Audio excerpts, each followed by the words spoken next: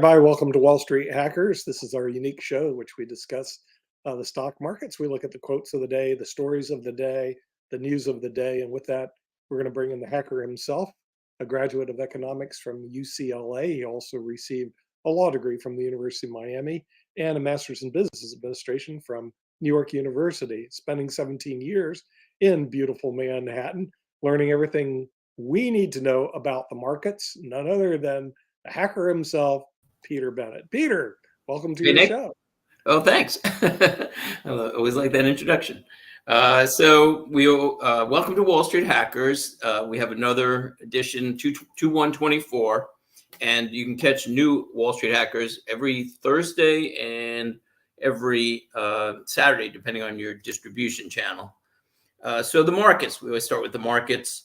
We have kind of good news and bad news. If you watch so many financial shows, so many news, the S&P has hit a new high. And as a matter of fact, both the S&P and the Dow were recently at all-time high, just within the last week. And the S&P had hit, quote, the sixth new high. And so it sounds great, except for one thing. If you look at the S&P in December 21, over 2 years ago, it was around 477. Yesterday's close, 482.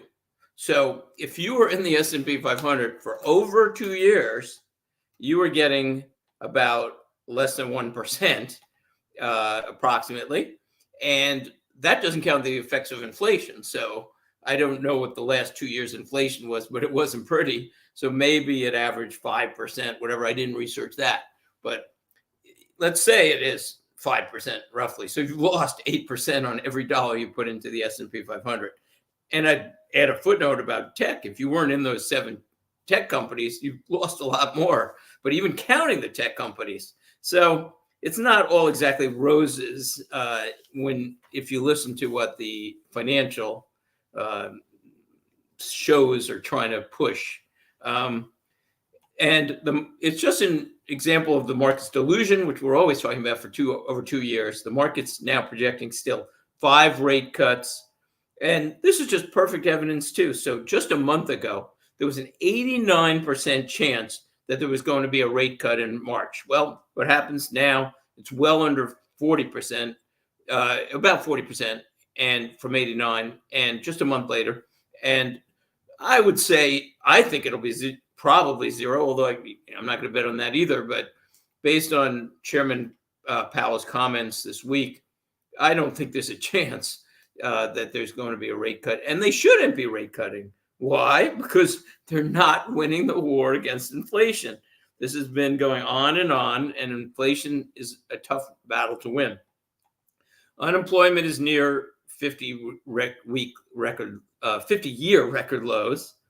Energy helped inflation during the fall and since June, basically last year when it was falling, but that you can't count on at all at falling to help inflation. If anything, I think it's going to rise in a minute or two. We'll get into some of the reasons why. There's a good chance the energy is going to start going up again, and that will then feed into the energy inflation cycle and the whole cycle of causing people to need to raise rates. To raise prices.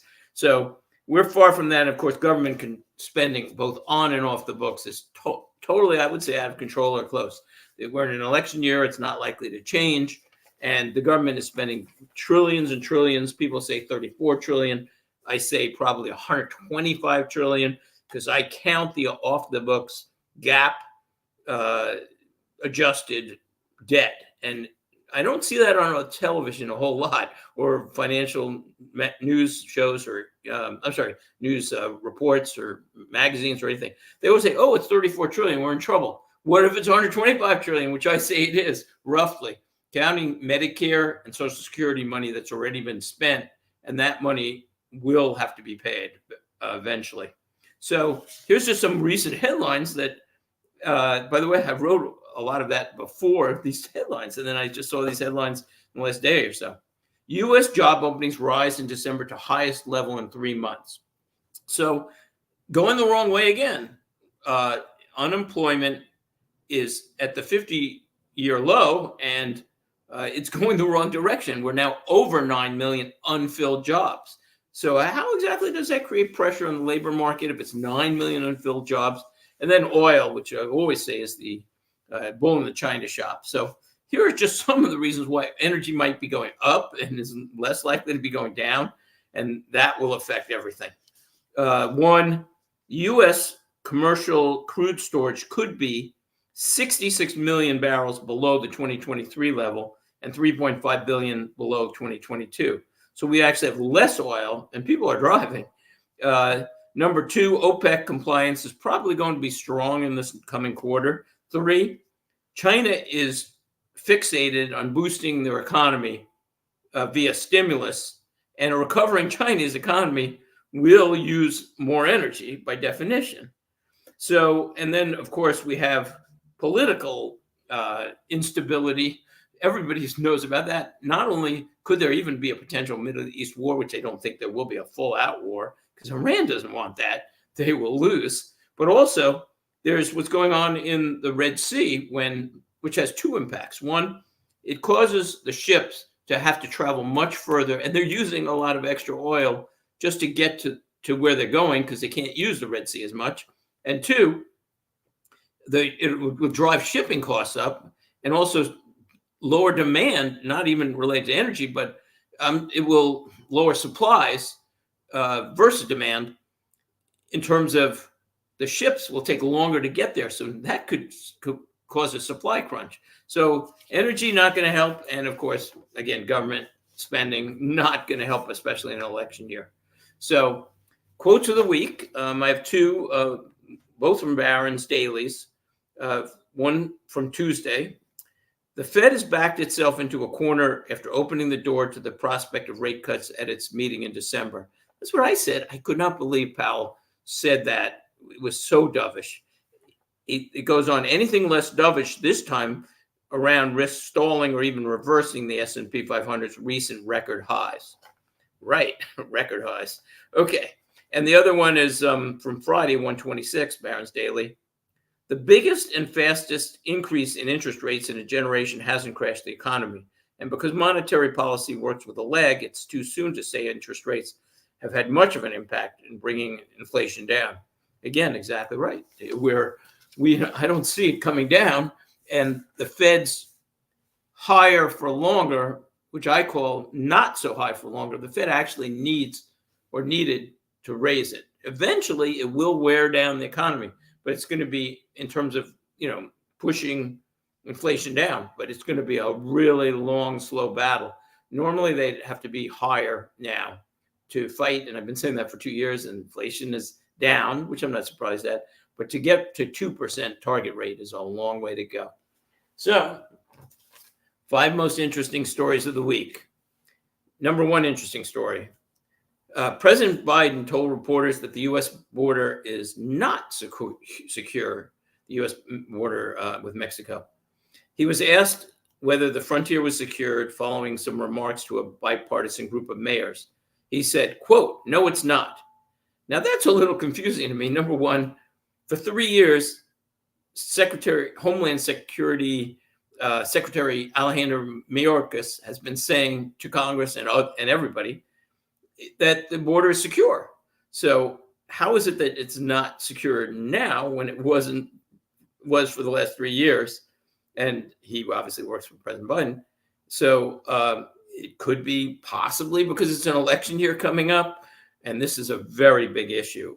If Biden runs, which he probably will, and if Biden loses, which could go either way, this will be a huge issue for him. But I do get, because there's reasons why I'm always on top of the media for hurting the Democratic Party and hurting the American public by not reporting things honestly. This is why he could maintain this for 3 years and now reverse. And I don't even think anybody's asking him questions about that. So it's not serving either the Democratic Party or the public or anybody for that reason, how corrupt the media is in general. Number two, a most interesting story. Iran launched 3 satellites into space that were part of a Western criticized program.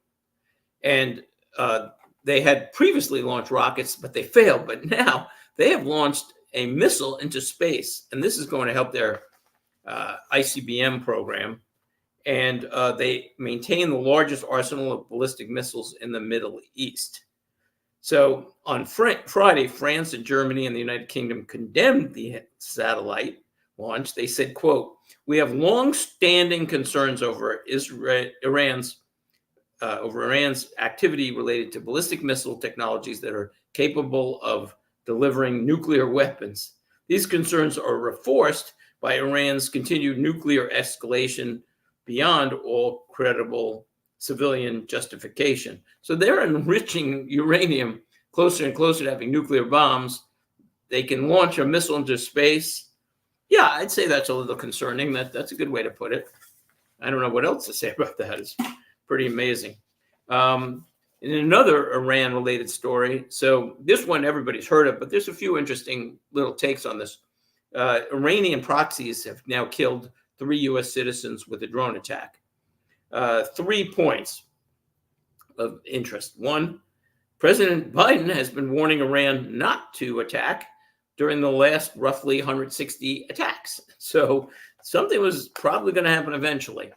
Number 2, the drone attack actually got through U.S. missile defenses only because the U.S. thought it was a U.S. drone returning to base.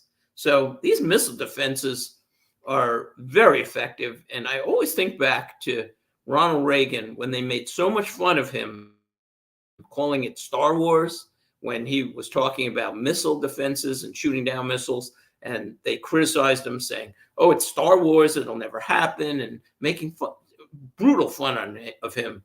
And this is what Israel's using to protect themselves against missiles, and the United States is using, and this is technology, and technology is obviously going to get better. So it wasn't just Star Wars. Number 3, I didn't know this, but the attack drones of that type that Iran's been using cost about $30,000 each.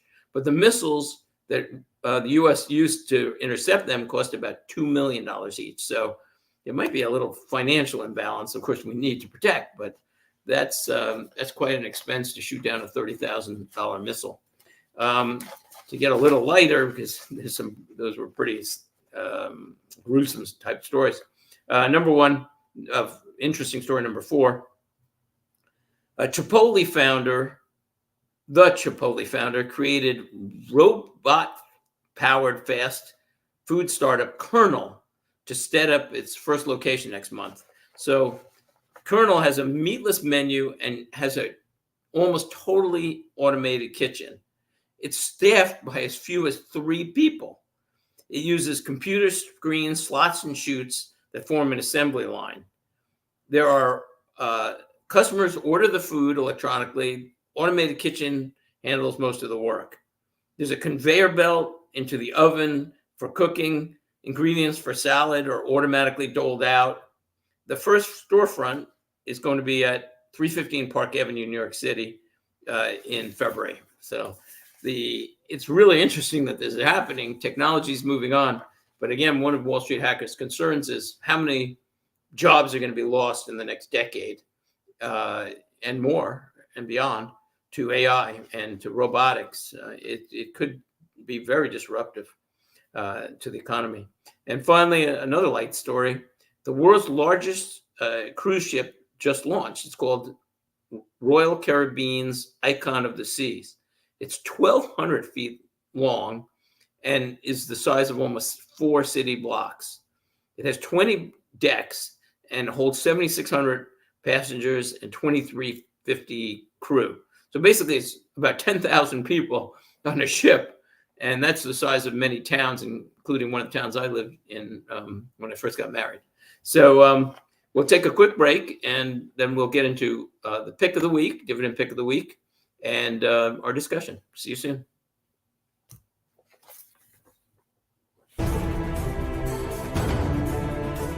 One of the things that business owners forget a lot is to prepare for their own retirement. Hi, my name's Nick Palavita, and today I'm with a very special guest, a certified financial planner, a chartered retirement plan specialist, and president of National Pension Partners, Max Couliet. Max, tell me what you do at National Pension Partners. Well, Nick, we help successful small businesses and professionals put together retirement plans that provide them the maximum retirement benefits and big tax deductions at the same time. Well, how do you do this? Well, we get on an internet conferencing system with the client. We review their goals, what they want to accomplish, and then put together strategies to help them in implementing a retirement plan that benefits them, not everybody else. Well, that sounds really good, but how much does this cost? Well, it's really not bad because the first consultation is free. That allows us to go through and discover whether this strategy works for that business and for you as the business owner and helping you maximize your retirement.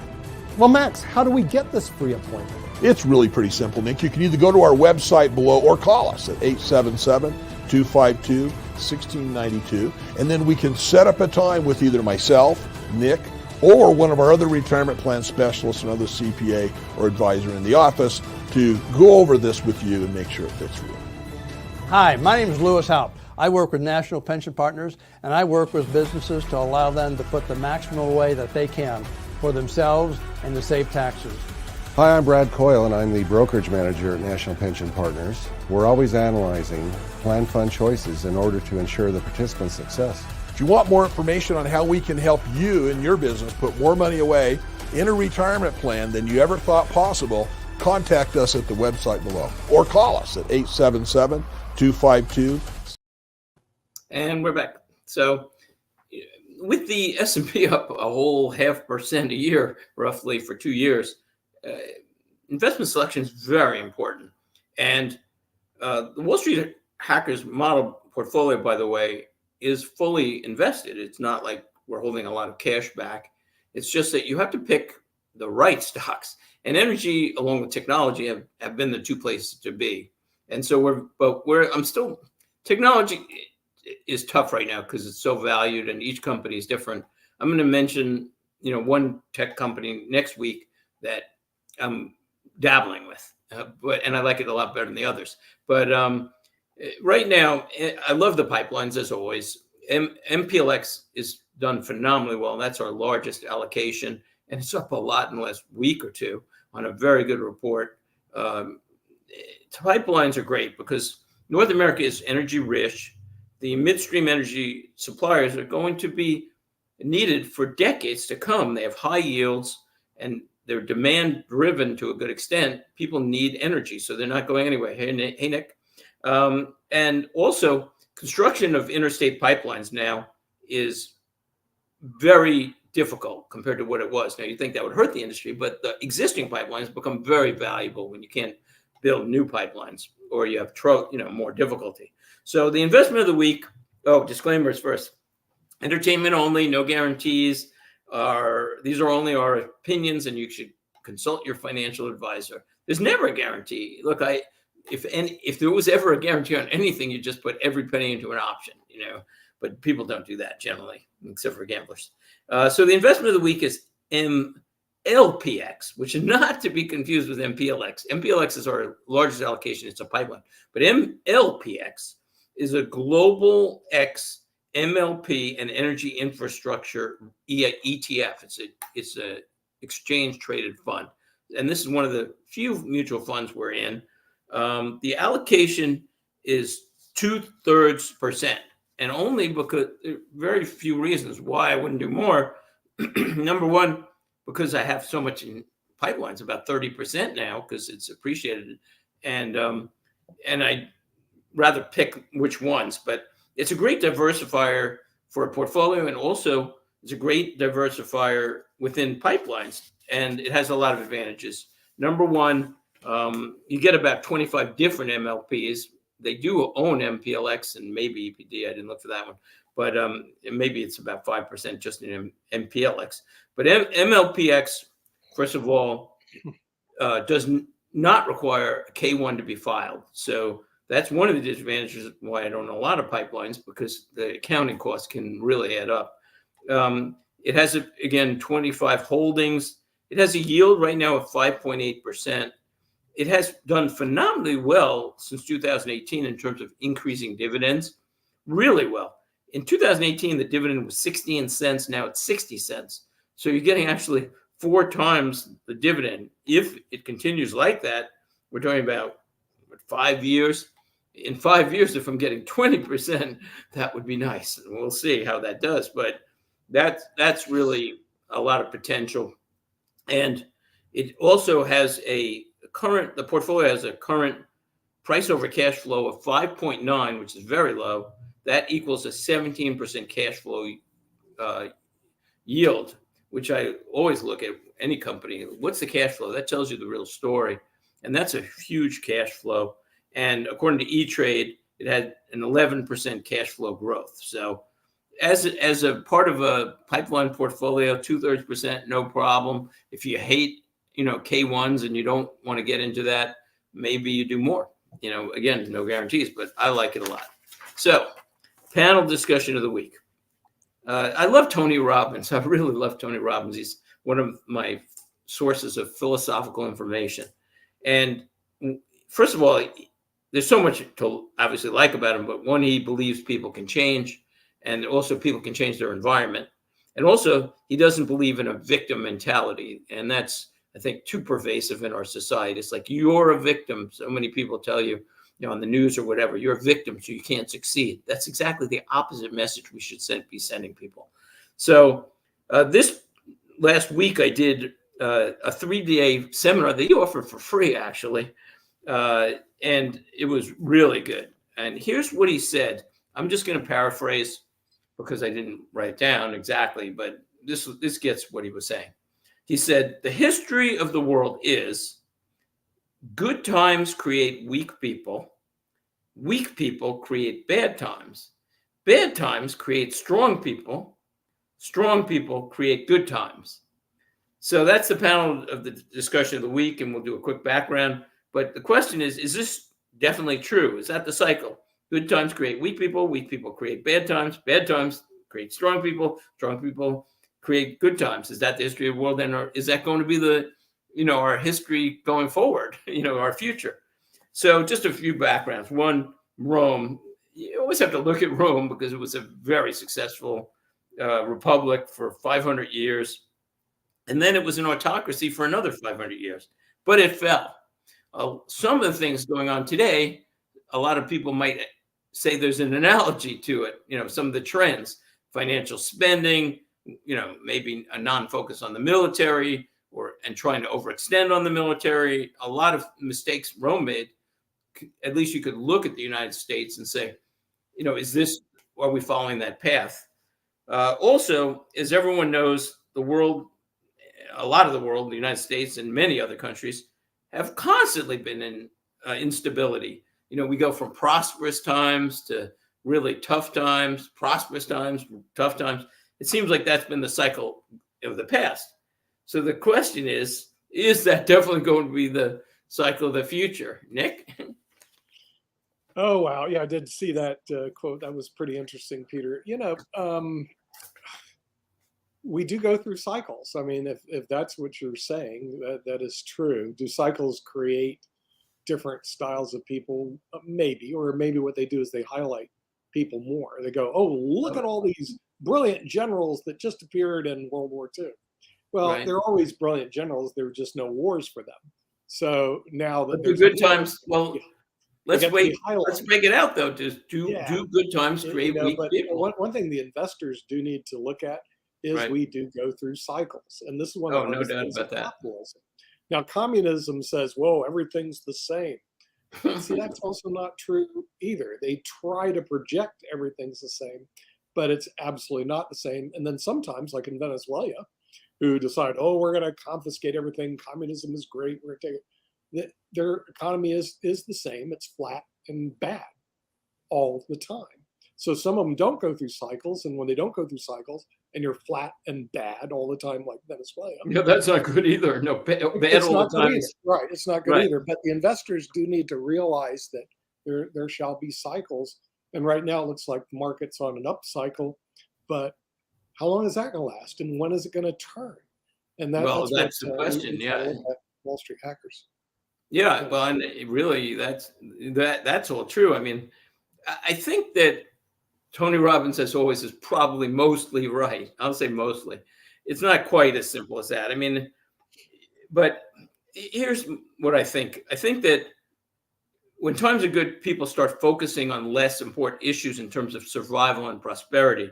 And I look to Maslow's hierarchy of needs, which is a really significant theory in psychology. But when I was an undergrad, I started in psychology, almost completed the major, and then I went to economics. But Maslow's hierarchy is something you hear about all the time.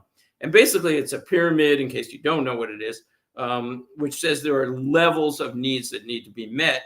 And that's where your basic focus remains. So the first level is physiological needs: air, water, food, shelter, sleep, clothing.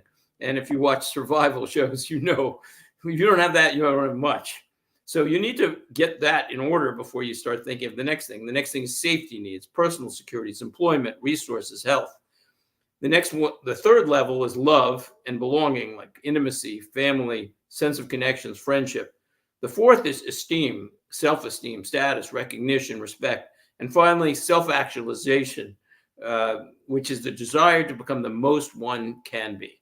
So basically, I think it is human nature to move up this chain or move down the chain, depending on the needs. So my theory is that this Maslow's hierarchy goes with what he was saying, because if people are struggling, you know, if as in the Depression, if people are worrying about food and sleep, they're not worrying about self-esteem and self-actualization quite as much.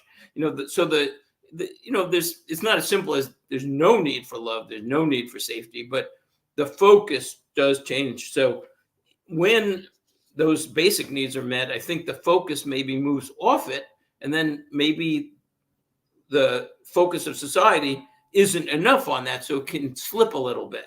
But then if it slips too much, what happens? All of a sudden, the need for food and shelter and economic security and employment increases, and people say, forget about self-actualization and respect and love, you know, although those are important, you know. So it's really a shifting focus in human psychology. So I think that he's probably right, and I see a fair amount of that in at least our focus now, because it has been good for a long time in many ways. You know, we haven't had a really significant depression or really significant recession for a long time, you know, and so people can focus on issues that aren't quite as important as when people are starving. Then it's like, we need to take care of people who are starving. So I think there is some truth to that. And so I'll give Tony credit again for that. Nick, any comments? Yeah, I mean, you know, the thing is, the cycles will appear, and then different people appear during cycles. Right now, we're in a pretty good cycle, but the thing that you have to look at is 2008. A lot of the investors that are investing today weren't around to watch the markets collapse in 2008 and take years to recover. In other words, it wasn't like, hey, you're Oh, yeah. And not just 2008, what happened in the 70s, you know, when you had massive inflation. Yeah. You know, nobody even considers that. What if inflation, and I'm hoping not, I don't think it will be, but what if inflation goes to that kind of level? I mean, that would it blew away the market back then. Yeah. And look, the interest don't rates know, because it, you know, so there are cycles and risks. And unfortunately, we're in a time of change. So I hate to be negative again, but this is the way I see out there the rapid change.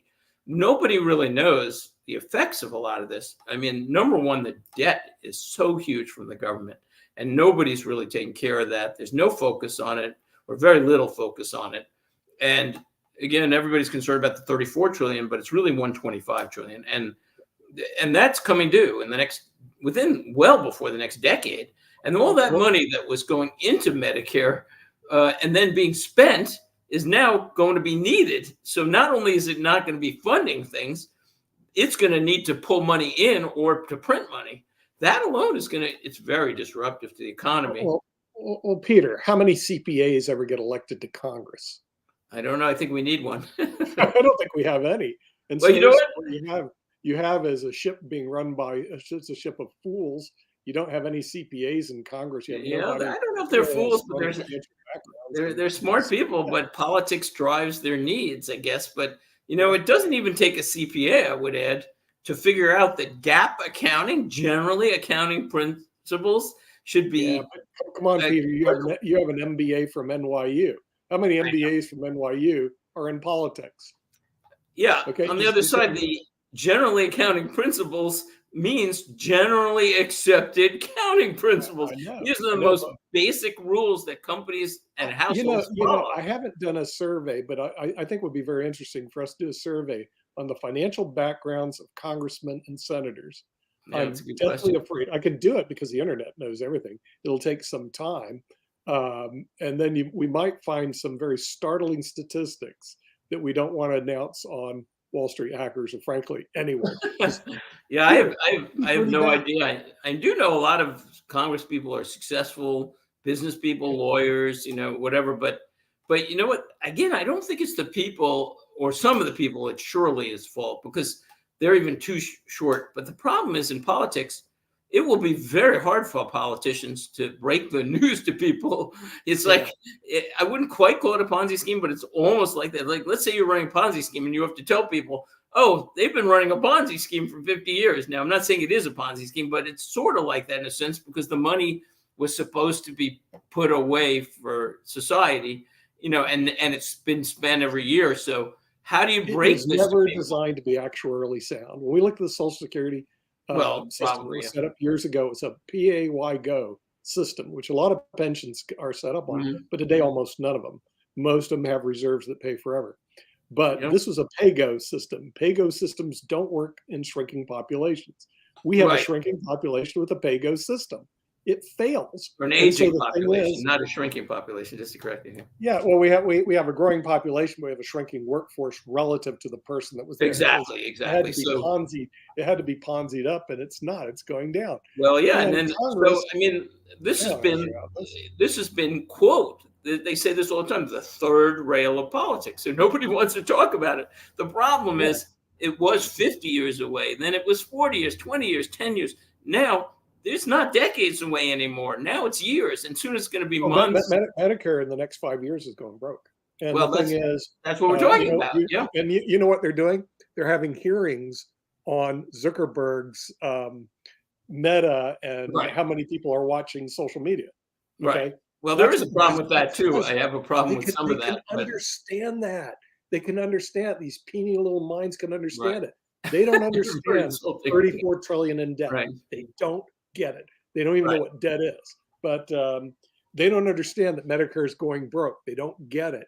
Well, I disagree. I think they do understand. I give politicians credit, a lot of them, not all of them. Some don't want to face it, so they're just living in a delusion, that we talk about, like the market has been. But the thing is, a lot of them look. It's the third rail politics, and even if you start talking about this stuff and everybody else isn't on board, then you're probably out of office pretty quickly, and then there's no point. So it's not an easy position to be in, and to break the news that things have to change. And we were talking about this last week. Should there be a fiscal stimulus committee? I'm sorry, fiscal stability commission. And the answer is absolutely yes. One, and two, they would have to listen to it. And I'm concerned that even if they do it, they won't really listen to it. But you know what? There is a tsunami financially coming, unfortunately, and it's not the wisest strategy to stand on the beach watching it and then say, it's here now, and I haven't done anything for it. But this is the months, again, decades are turning into years, and the years are soon going to be months. And then it's going to be like, okay, 20 minutes to zero, countdown. Medicare, is going into deficit, and Social Security too.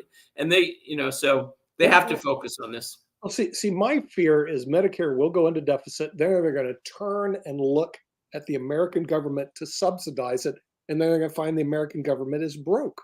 Now, what are they going to do? In other words, and money is one thing. The reserves are broke. So you have a broke system on top of a broke system. It's like if you're flying an airplane, one engine goes out.